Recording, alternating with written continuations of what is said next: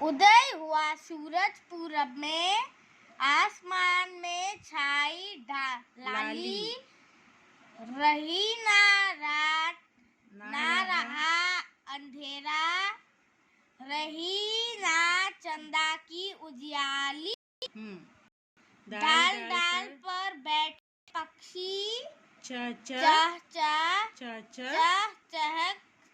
चहक रहे हैं, चहक रहे हैं।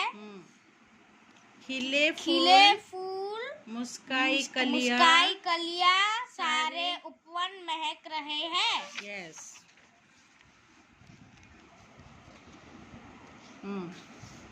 हवा बह रही धीमी धीमी, शीतल मंद और सुखदाई, जाग गई है।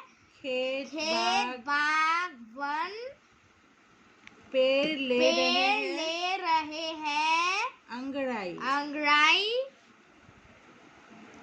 कन के बिखरे हैं कान पर बिखरे हैं मोती, कान बिखरे हैं मनिया, कान बिखरे हैं मनिया। कितनी मनहर कितनी सुंदर सुखद सुहानी ये घड़ियां। हाँ, किसने लिखा है? द्वारिका प्रसाद माहेश्वरी।